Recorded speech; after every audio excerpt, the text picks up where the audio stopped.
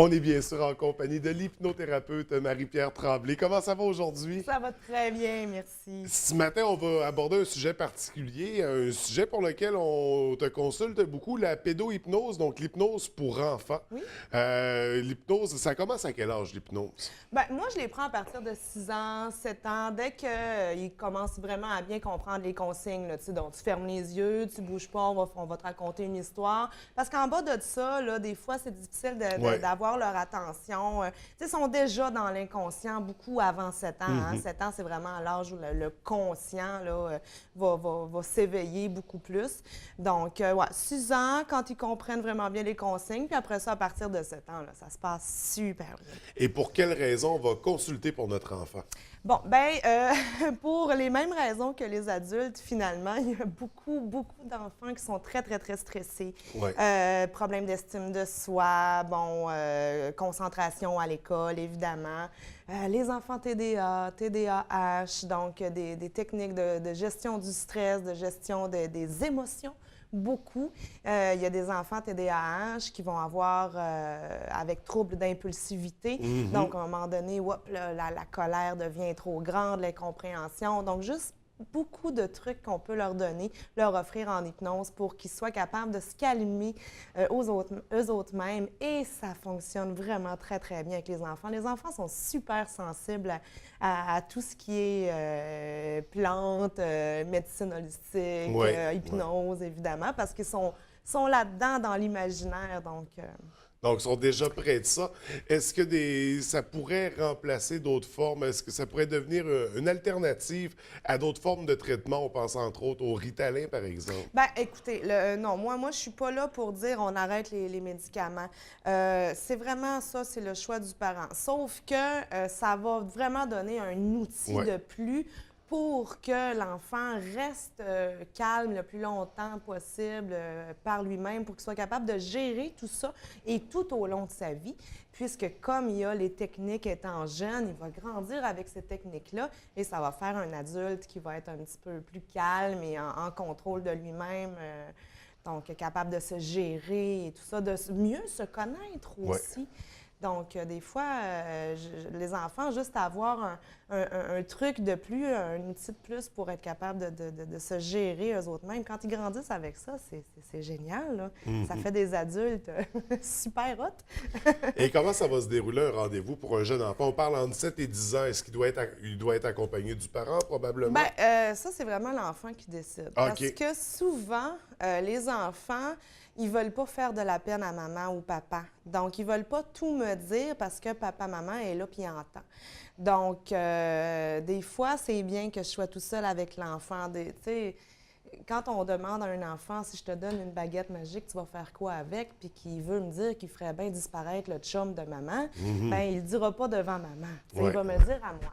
Et sinon, ben c'est sûr que quand le parent est là pour me donner plus d'informations, parce que, tu sais, des fois, les enfants posent des questions, c'est oui, non, puis ça finit là, oui, non, je sais pas, tu sais. Et là, le parent va dire oui, mais il est arrivé telle affaire, donc on va mieux avec ça. Puis donc, c'est sûr qu'avec le parent, au moins au début, pour que je puisse avoir plus d'informations. C'est ça, au début de la rencontre, mais à un moment donné, le parent quitte et on poursuit avec l'enfant. Exactement. Et ça va être quoi les réactions d'un enfant en hypnose? Bien, les enfants, c'est sûr qu'ils sont beaucoup plus impulsifs que nous. Donc, nous, les adultes, quand on rencontre le calme, on veut rester dedans, on bouge pas, tu sais.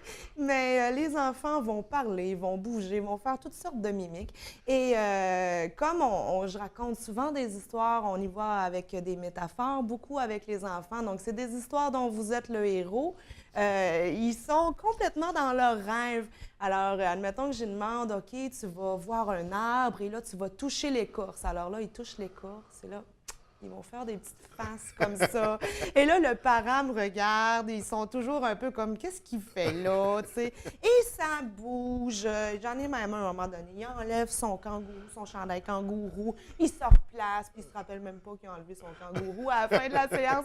C'est super mignon. Donc, ils sont très, très réactifs, très réceptifs à l'hypnose. Est-ce qu'on va utiliser les mêmes techniques que pour un adulte? Ben souvent, oui. Ben pour emmener un enfant en hypnose, en fait, non.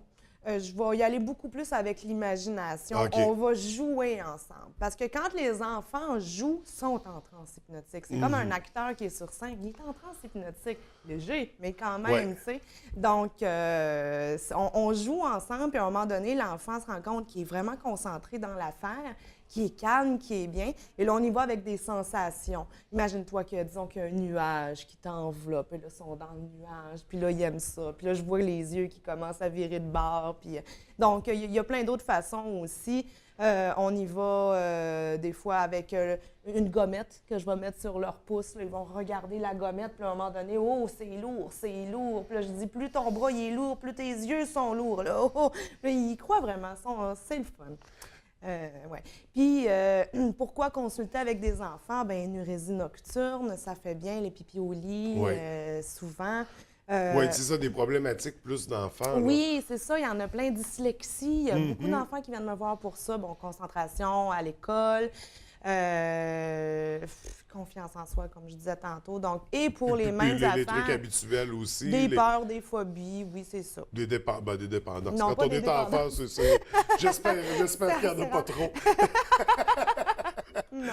Non, c'est en effet. Ouais. Donc, pour consulter avec les enfants, on communique, on prend un rendez-vous de la même façon, on communique avec toi Exactement. au numéro de téléphone ou par courriel ou par Facebook Oui, également. tout à fait. Oui, Exact. Facebook est d'ailleurs sur lequel il y a de l'information qui est partagée, sur lequel on peut retrouver les chroniques. Exactement, oui. Donc, on invite les gens à aimer la page Marie-Pierre Tremblay, hypnothérapeute. On n'hésite pas à communiquer pour prendre l'information également. Nous, on va se revoir dans 2 semaines. On poursuit donc sous ces thèmes-là. On ne sait pas Exact. encore qu'est-ce qu'on va aborder. Est-ce qu'on... Non, on ne sait pas encore. On va voir. Donc, ça sera à surveiller pour dans 2 semaines. Mais en attendant, on se concentre sur cet aspect-là. Donc, la pédohypnose, un aspect très intéressant de l'hypnose. Si on a des problématiques avec les enfants, on n'hésite pas à communiquer avec toi. Marie-Pierre, merci beaucoup. C'est toujours hyper intéressant comme chronique. Je te souhaite une très belle journée. Toi aussi, merci.